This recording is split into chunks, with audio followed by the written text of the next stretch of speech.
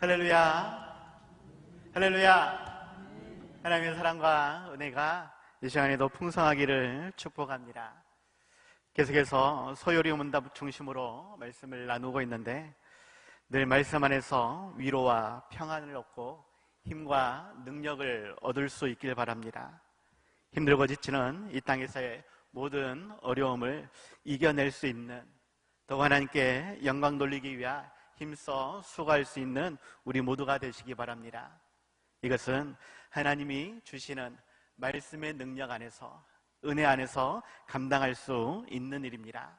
내 힘이나 내 능력이 아니라 오직 하나님의 말씀 안에서, 은혜 안에서 이 모든 삶을 감당할 수 있는, 더 하나님께 영광 돌릴 수 있는 우리 모두가 다들 되시기 바랍니다. 사도행전 초기에 베드로를 비롯해 예수님의 제자들은 오순절 성령 강림 사건 이후로 담대히 복음을 전파하였습니다. 부활하신 예수님을 증거하며 복음의 사명을 감당하였다라는 것이죠. 하지만 이러한 일을 대제사장을 비롯해서 서기관이나 바리새인들이나 장로들이나 사두개인들, 많은 종교 지도자들이 불편해했죠. 그래서 때로는 그들을 잡아다가 옥에 가두기도 하고 매를 때리기도 하고 협박을 하면서 예수의 이름으로 아무것도 하지 못하도록 그렇게 하였습니다. 그때에 사도행전 5장을 보면 사도 바울의 스승인 가말리엘이라는 사람이 나서서 이 대제사장을 비롯해서 종교 지도자들에게 이러한 말을 합니다. 5장 36절 37절에서 드다라는 인물과 유다라는 인물을 소개하면서 그들이 과거에 자신들을 이렇게 종교 지도자로, 메시아로 사람들을 선동하여서 여러 가지 일을 행한 것이 있었다. 하지만 그들이 물러갔을 때에 그 따르는 사람들도 다 와해가 되었다라고 이야기를 하면서 이 예수님을 따르는 제자들을 상관하지 말고 버려두라라고 말을 하죠. 여기에서 드다라고 하는 인물, 이 사람이 좀 애매한 것이 있습니다. 무슨 말이냐? 가말리엘이 말하고 있는 이 드다라는 사람은 예수님이 태어날 당시에 활동했던 그러한 거짓 메시아라는 것입니다. 가말리엘이 말한 것은 예수님이 태어날 당시에 있었던 사람. 그런데 이 사람을 역사학자 요세푸스는 시간대가 좀 다릅니다. AD 44년경, 이것은 예수님이 승천하시고 난 다음 약 10년 후에 있었던 사람입니다. 이 사람은 자신을 재림한 메시아로 소개하면서 사람들을 요단강으로 이끌고 내가 이 요단강을 갈라서 너희들을 건널 수 있게 해주겠다라는 식으로 선동을 하며 초자연적인 그런 능력을 보여주겠다라고 사람들을 꾀었다라는 것입니다. 가말리엘은 예수님 태어날 당시에 드다라는 사람이 있었다라고 말하고, 요세푸스는 예수님 사후에 승천하신 이후에 있었다라고 말을 한다라는 것입니다. 그래서 이것이 맞냐 틀리냐 진위 여부가 논란거리가 되어졌다라는 것인데, 어떠한 주석가는 말하기를 둘 다 맞는 것이다. 다만 이름이 같을 뿐이지 다른 사람일 것이다. 이렇게 표현을 하였습니다. 말씀을 드리려고 하는 것은 이 요세푸스가 이야기했던 이 드다라고 하는 사람, 이 사람이 자신을 메시아라고 그렇게 이야기할 때에 예수님을 따르는 한 제자가 있었는데, 누구인지는 말하지 않습니다.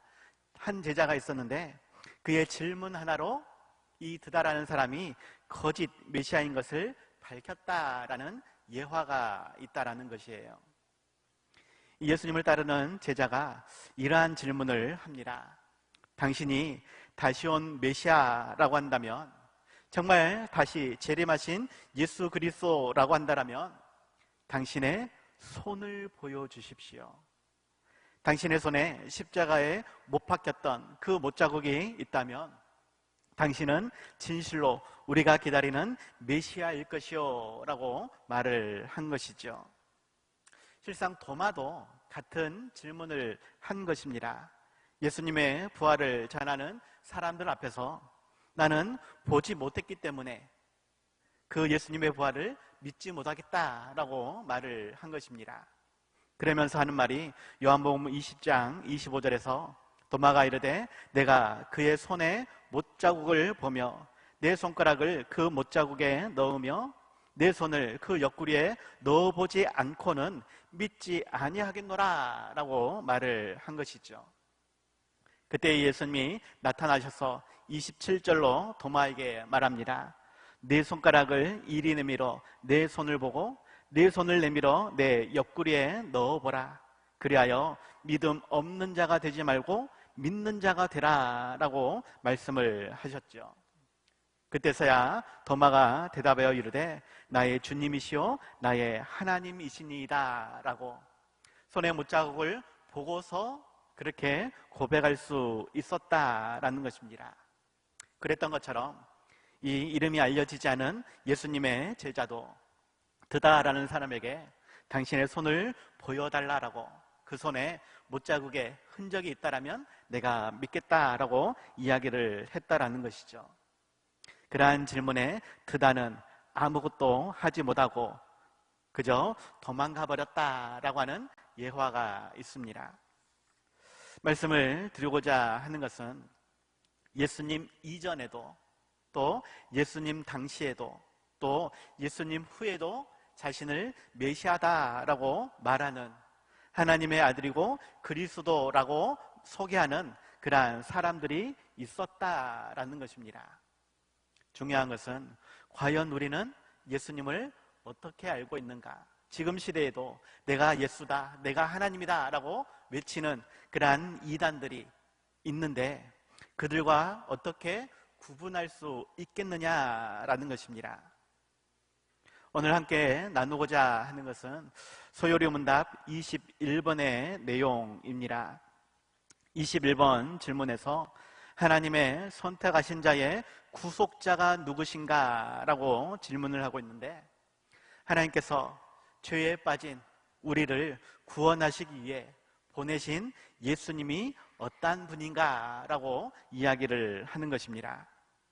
이에 대한 대답으로 하나님의 선택하신 자의 구속자는 다만 주 예수 그리스도 뿐이신데 그는 하나님의 영원한 아들로서 사람이 되셨으니 그 후로 한 위에 특수한 두 가지의 성품이 있어 영원토록 하나님이시오 사람이시다 라고 소요리문답 21번에서 이야기하고 있는 것입니다.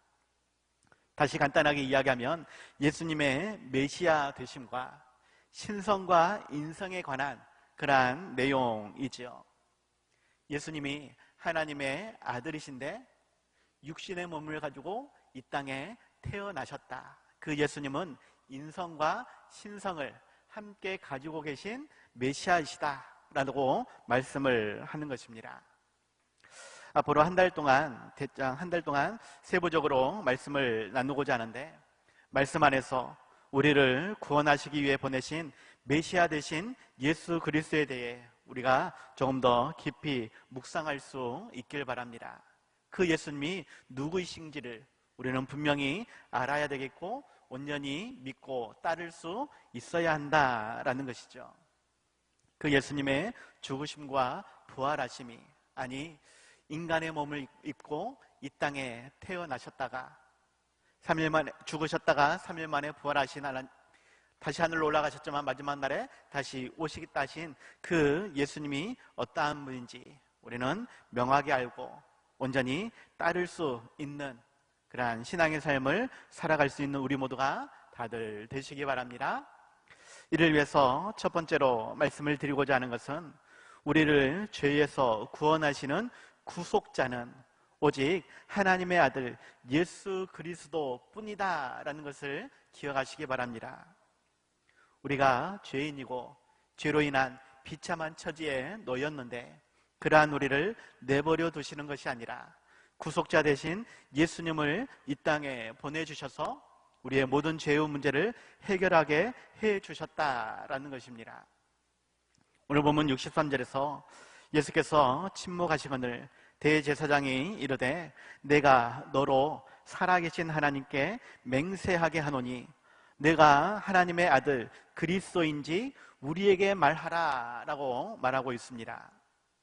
예수님이 십자가에 달려 죽으시기 전에 사람들에게 끌려가 신문을 당하고 있는 그러한 부분인데, 특별히 예수님의 죄명을 얻기 위해서 대제사장 가야바가 예수님에 대해서 신문을 하고 있는 것입니다. 하나님의 아들 그리스도인지 우리에게 말하라.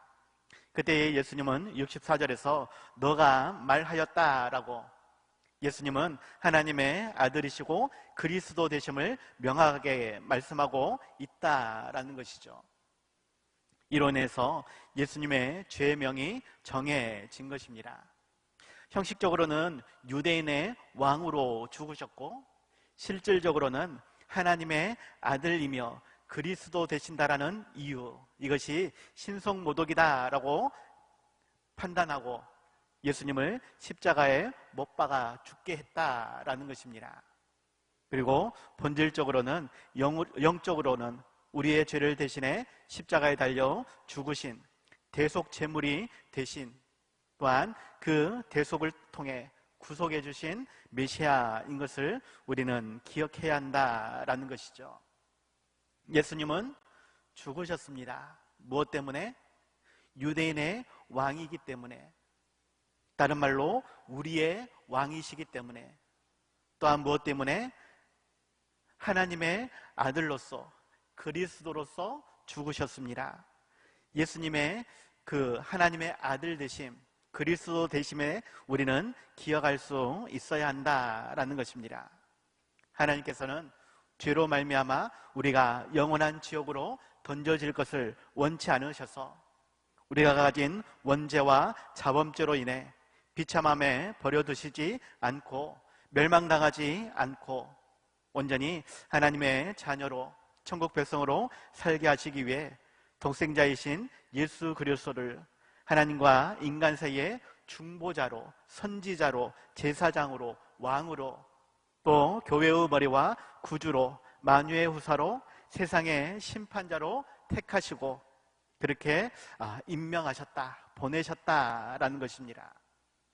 그 예수님의 그리스도 되심이 무엇인지, 하나님의 아들 되심이 무엇인지를 우리는 알아야 할 것인데, 구체적인 이야기는 다음에 소요리 문답 23번에서 26번의 질문으로 또 그 뒤에 부분에서 계속해서 말씀을 드릴 것입니다. 중요한 것은 예수님이 어떠한 분이신가? 우리의 죄를 위해 하나님께서 비참함에 버려두시지 않고 구원하시기 위해 예수님을 보내주신 것이다. 그 예수님은 독생자이신 하나님의 아들이시다. 하나님과 인간 사이의 중보자가 되시고 선지자가 되시고 제사장이 되시며 왕이 되신다. 교회의 머리와 구주, 만유의 후사, 세상의 심판자로 하나님께서 선택하시고 임명하셨다라는 것을 기억하시기 바랍니다. 그 하나님의 마태복음 1장 21절에서도 아들을 낳으리니 이름을 예수라 하라. 이는 그가 자기 백성을 그들의 죄에서 구원할 자이심니라 라고, 예수님의 탄생의 목적이 우리의 죄 때문에 우리의 죄의 문제를 해결하시기 위해서 오셨다라고 말씀을 하고 있는 것입니다. 죄로 인해서 멸망당하지 않도록 한 분이신 한 분밖에 안 계시는 아들을, 예수 그리스도를 우리에게 보내주셨다. 그 예수님으로 말미암아 우리가 구원함을 얻게 되었다라는 것입니다. 그렇게 예수님으로 말미암아 구속함을 얻었다라는 것, 부르심을 받고 의롭다 하심을 얻고 거룩하게 하심을 입고 영화롭게 되었다라고 하는 것, 이 내용들도 나중에 다시 말씀을 드릴 것입니다. 핵심만 정확하게 알고 계시면 되겠습니다. 예수님이 어떠한 분이냐? 유대인의 왕이시며 또한 하나님의 아들로서 그리스도 대신 하나님이다라는 것입니다. 하나님께서 그렇게 예수님을 이 땅에 보내셨고 그 예수님으로 말미암아 우리가 구원을 받았다라는 것이죠. 다만 예수님을 믿어야만 죄의 문제가 해결받고 죄의 비참함에서 벗어날 수 있음을 기억하시기 바랍니다. 예수님이 모든 인류의 죄를 용서하시기 위해 모든 인류를 구속하기 위해 이 땅에 오셨지만 모두가 그 은혜를 받게 되는 것은 아니다라는 것입니다. 그래서 행위 언약과 은혜 언약이라는 두 가지로 구분되어지는 신앙 용어가 있다라는 것을 전에도 말씀을 드렸습니다. 행위에 의해서 우리가 구원받는 것이 아니라 예수님을 믿을 때에 그 예수님의 대속 사역으로 말미암아 은혜로 말미암아 우리가 구원을 얻게 된 것이다 라는 말입니다. 다시 말하면 예수님의 대속 사역이 없었으면 우리의 죄를 대신해 십자가에 달려 죽으신 것이 아니다라면 예수님은 우리와 아무런 상관이 없는 것이고 우리의 죄는 여전히 존재한다라는 것입니다. 예수님께서 우리의 죄를 온전히 갚아주셨기 때문에 우리는 그 예수님으로 말미암아 구원을 얻게 된다는 사실, 그것을 믿고 오직 예수 그리스도 안에서 늘 살아갈 수 있는 우리가 되시기 바랍니다. 사도행전 4장 12절에서 말씀하기를 다른 이로서는 구원을 받을 수 없나니 천하 사람 중에 구원을 받을 만한 다른 이름을 우리에게 주신 일이 없음이라 라고 말씀하고 있죠. 다른 종교로서도 다른 이단들이 주장하는 그들의 교주로서 구원을 얻을 수 있는 것이 결코 아닙니다. 2000년 전에 우리를 위해 이 땅에 오신 그 예수님으로 말미암아 우리는 구속함을 얻게 되어지는 것입니다.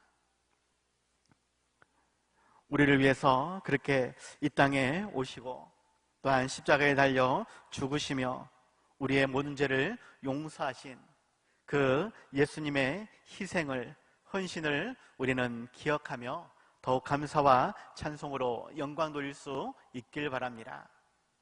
하지만 또한 그 예수님이 다시 살아나셨다라는 것, 우리와 영원히 함께 하신다라고 말씀하고 있는데 실질적으로 이론적인 혹은 세상적인 과학적으로는 결코 설명이 안 되는 일입니다.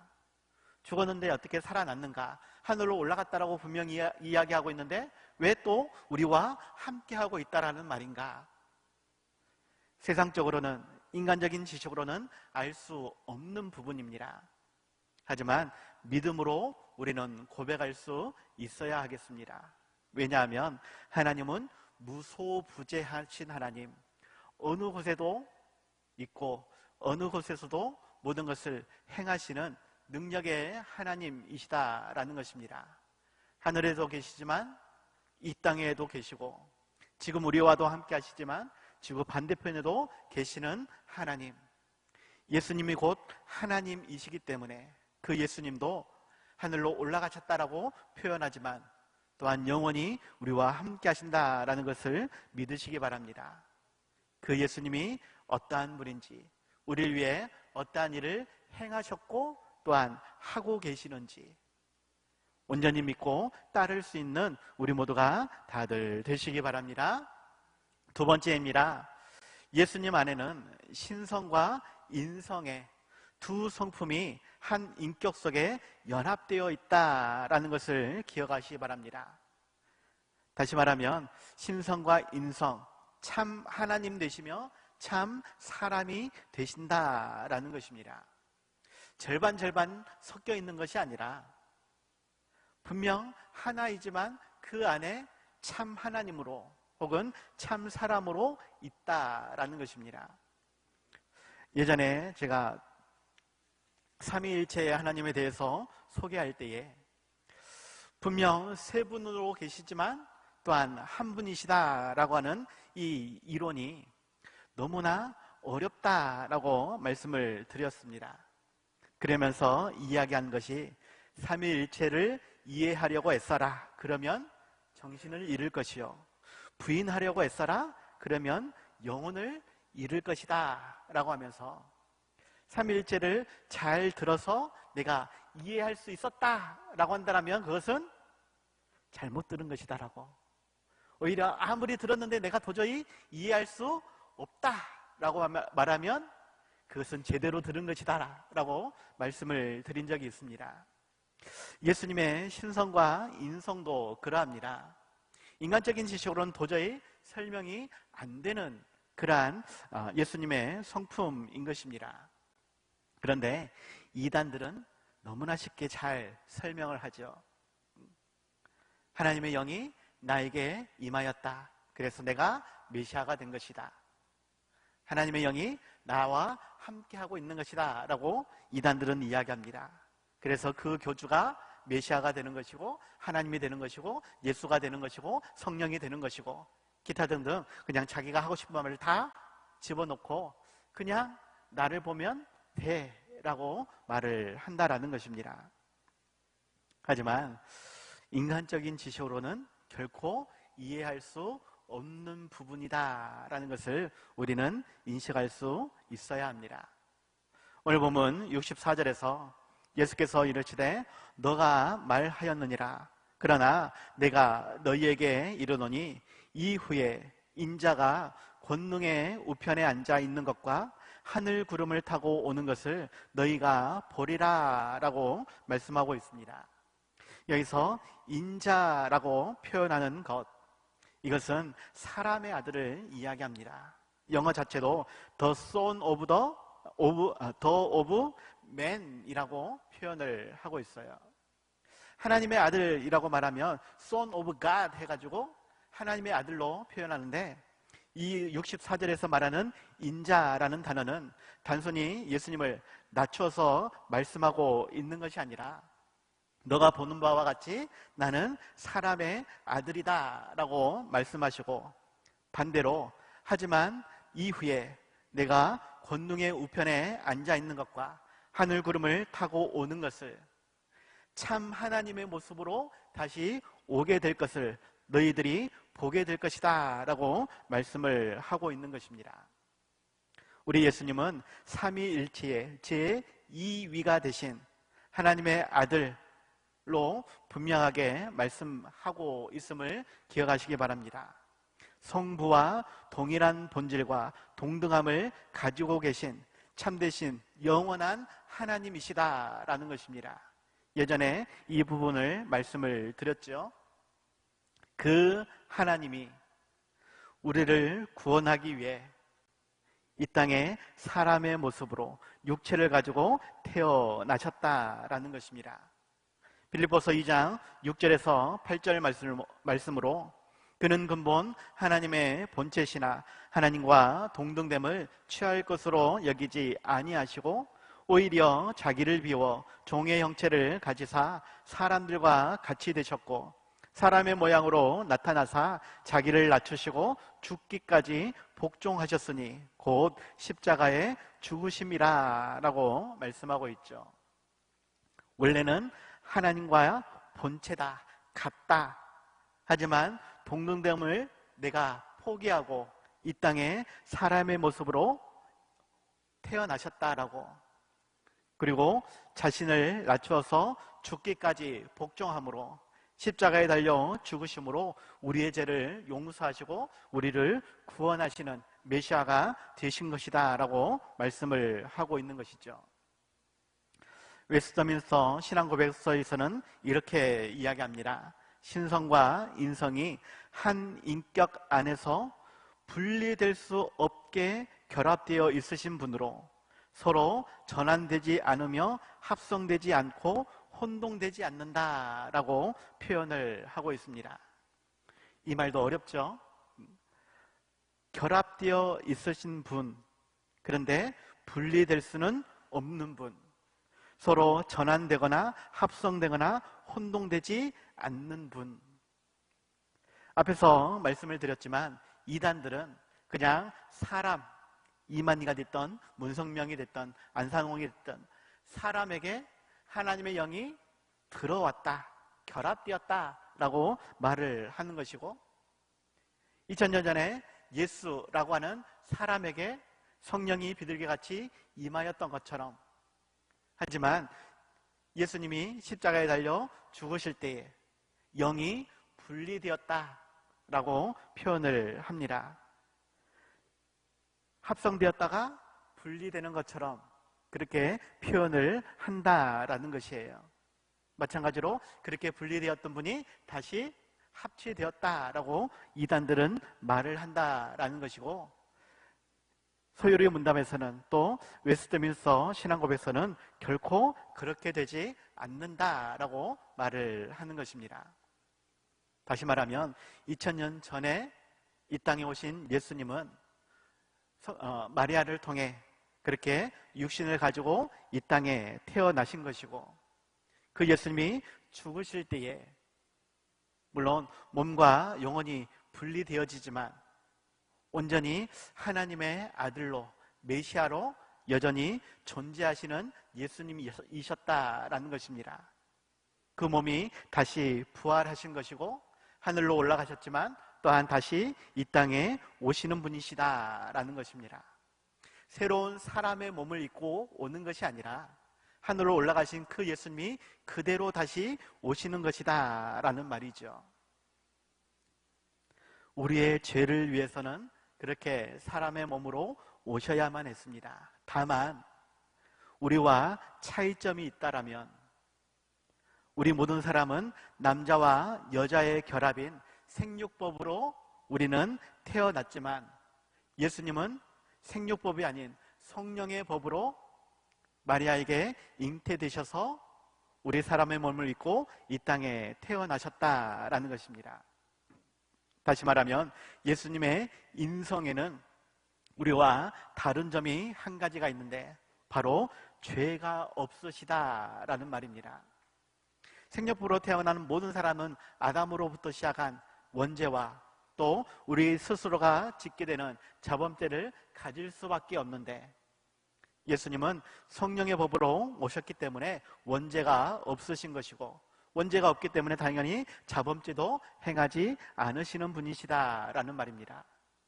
그리고 그렇게 할 수밖에 없는 이유는 온전히 흠 없는 제물로 오셔야 했기 때문에, 그리고 우리를 대신해서 우리의 모든 죄를 가지고 십자가에 달려 죽으셔야 했기 때문에 라는 것입니다.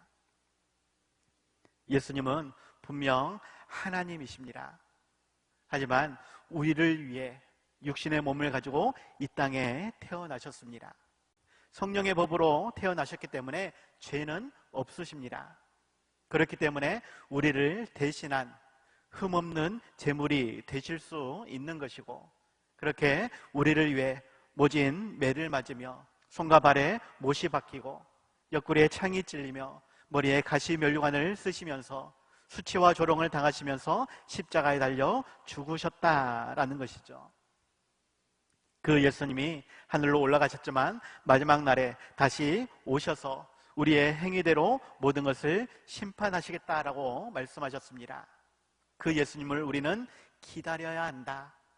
다시 오시기를 기다리며 또한 그 하나님께 드릴 열매를 준비해야 한다라는 것을 기억하시기 바랍니다. 이단들은 이미 왔다라고 이야기하지만 왔으면 그 다음에는 심판이 준비되어 있어야 되는 것입니다. 오시면 바로 심판이 진행이 되어야 하는 것입니다. 하나님께서 그렇게 분명하게 말씀하셨고 우리는 그 말씀 안에서 예수님을 기다려야 한다라는 것이죠. 끝까지 믿고 의지할 수 있는, 소망하며 그 예수님 오시기를 기다릴 수 있는 우리 모두가 다들 되시기 바랍니다. 그래서 결론입니다.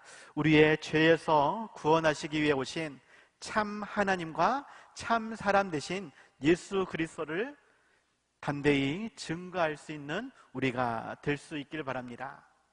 우리는 예수님을 증거해야 한다라는 것이에요.